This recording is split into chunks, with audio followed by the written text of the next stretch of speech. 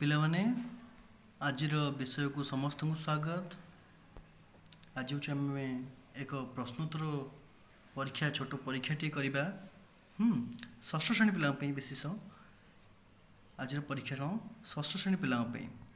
ତ ଯିବା ପ୍ରଥମ ଅଧ୍ୟାୟ ତ ଯେଉଁ ଅଛି ଆମ ଖାଦ୍ୟ ଯେଉଁ ଅଛି ସେ ଖାଦ୍ୟର ଉତ୍ସ ବିଷୟରୁ କିଛିଟା ପ୍ରଶ୍ନ ତିଆରି କରାଯାଇଛି।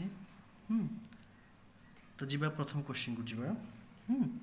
ଯେ ଏଠି ରହିଛି ସମୟ ରହିଛି କେତେ ନା 45 ମିନିଟ୍ ରହିଛି ତୁମମାନଙ୍କ ପାଇଁ, ଆଉ ପୂର୍ଣ୍ଣ ସଂଖ୍ୟା ଅଛି 25 ମାର୍କ।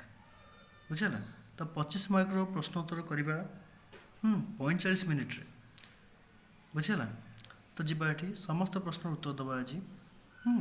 କେହି ଛାଡ଼ିବୁନି, କେହି ମାନେ ପ୍ରଥମେ ପ୍ରଶ୍ନଟିକୁ ଯେତେବେଳେ କରିବା ପ୍ରଥମେ ଆମେ ପ୍ରଶ୍ନଟିକୁ ଭଲ ଭାବରେ ପଢ଼ିବା, ତାପରେ ଉତ୍ତର କରିବା। ତ ୟାର କ୍ୱେଶ୍ଚିନ୍ ଆନ୍ସର୍ ତୁମେ କରିନେବ, ଆଉ ମୁଁ ପଛରେ ୟାର ଉତ୍ତର ଛାଡ଼ିଦେବି। ତ ଯିବା ପ୍ରଥମ ନମ୍ବର କ୍ୱେଶ୍ଚିନ୍କୁ। ଖାଦ୍ୟ ଖାଇବାକୁ ଆଧାର କରି ପ୍ରାଣୀମାନଙ୍କୁ କେତେ ଭାଗରେ ବିଭକ୍ତ କରାଯାଇଛି?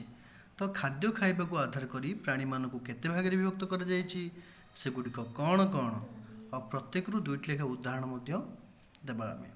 ତ ହେଲା, ପ୍ରଥମ କ୍ୱେଶ୍ଚିନ୍ ରହିଲା ଖାଦ୍ୟ ଖାଇବାକୁ ଆଧାର କରି ପ୍ରାଣୀମାନଙ୍କୁ କେତେ ଭାଗରେ ବିଭକ୍ତ କରାଯାଇଛି ଓ ସେଗୁଡ଼ିକ କ'ଣ କ'ଣ, ପ୍ରତ୍ୟେକରୁ 2ଟି ଉଦାହରଣ ଦିଅ।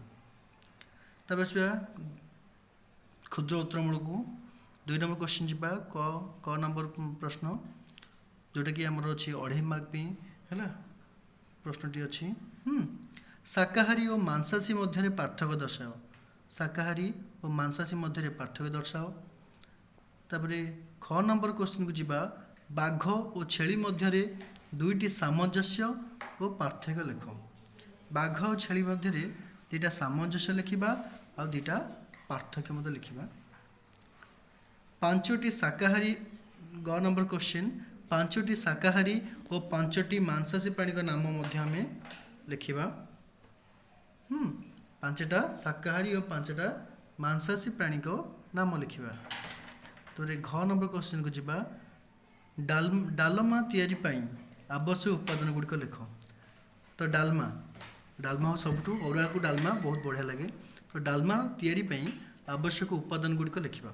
ଡାଲମା ତିଆରି ପାଇଁ କ'ଣ କ'ଣ ଆବଶ୍ୟକ ସେଇଟା ଲେଖିବ। ବୁଝିଲା? ତାପରେ 3 ନମ୍ବର କ୍ୱେଶ୍ଚିନ୍କୁ ଯିବା ଶୂନ୍ୟସ୍ଥାନ ପୂରଣ କର। 10ଟି କ୍ୱେଶ୍ଚିନ୍ ଅଛି। ଯିବା ଆମେ ଯାହା ସବୁ ଖାଉ ତାହାକୁ ଡ୍ୟାସ୍ କୁହାଯାଏ। ଆମେ ଯାହା ସବୁ ଖାଉ ତାହାକୁ ଡ୍ୟାସ୍ କୁହାଯାଏ। ବି ନମ୍ବର କୌଣସି ଖାଦ୍ୟ ତିଆରି ପାଇଁ ଆବଶ୍ୟକୀୟ ପଦାର୍ଥକୁ ଖାଦ୍ୟର ଡ୍ୟାସ୍ କୁହାଯାଏ। କୌଣସି ଖାଦ୍ୟ ତିଆରି ପାଇଁ ଆବଶ୍ୟକୀୟ ପଦାର୍ଥକୁ ଖାଦ୍ୟର ଡ୍ୟାସ୍ କୁହାଯାଏ। ସି ନମ୍ବର କ୍ୱେଶ୍ଚିନ୍ ଖାଦ୍ୟ ଖାଇବାକୁ ଆଧାର କରି ପ୍ରାଣୀମାନଙ୍କୁ ଡ୍ୟାସ୍ ଭାଗରେ ବିଭକ୍ତ କରାଯାଇଛି। ଖାଦ୍ୟ ଖାଇବାକୁ ଆଧାର କରି ପ୍ରାଣୀମାନଙ୍କୁ ସାଧାରଣତଃ ଡ୍ୟାସ୍ ଭାଗରେ ବିଭକ୍ତ କରାଯାଇଛି। ଡି ନମ୍ବର କ୍ୱେଶ୍ଚିନ୍ ଡ୍ୟାସ୍ ଏକ ସର୍ବହାରୀ ପ୍ରାଣୀ। ତ ଏଠି ପିଲା এই ଶୂନ୍ୟସ୍ଥାନରେ ଗୋଟେ ସର୍ବହାରୀ ପ୍ରାଣୀଙ୍କ ନାମ ଆମେ ଲେଖିବା, ସର୍ବହାରୀ। କାକୁଡ଼ି ଗଛର ଡ୍ୟାସ୍ ଅଂଶ ଆମେ ଖାଇଥାଉ। କାକୁଡ଼ି ଗଛର ଡ୍ୟାସ୍ ଅଂଶ ଆମେ ଖାଇଥାଉ। ଏଫ୍ ନମ୍ବର ପିଆଜ ଗଛର ଡ୍ୟାସ୍ ଅଂଶ ଆମେ ଖାଇଥାଉ। ହେଲେ ଖାଇଥାଉ। ହେଲା, ପିଆଜ ଗଛର ଡ୍ୟାସ୍ ଅଂଶ ଆମେ ଖାଇଥାଉ। ପ୍ରିଣ୍ଟିଂ ମିଷ୍ଟେକ୍ ରହିଗଲା।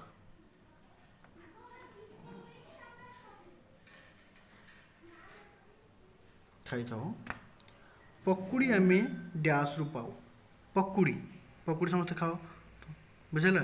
ବର୍ଷା ପାଗ ହେଲେ ହେଲା ପକୁଡ଼ି ଖାଇବାକୁ ବହୁତ ଇଚ୍ଛା ହୁଏ। ପକୁଡ଼ି ଆମେ କେଉଁଥିରୁ ପାଉଛେ? ହେଲା, ଋତୁ ଅଞ୍ଚଳ।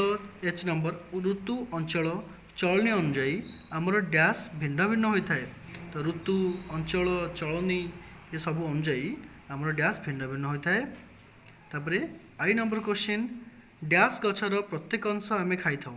ଡ୍ୟାସ୍ ଗଛର ପ୍ରତ୍ୟେକ ଅଂଶ ଆମେ ଖାଇଥାଉ।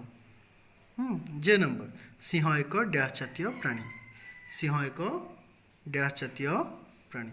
ତ ପିଲାମାନେ ଏ କ୍ୱେଶ୍ଚିନ୍ଟିକୁ ତୁମେ କରିଦେବ ଖାତାରେ। ଆଉ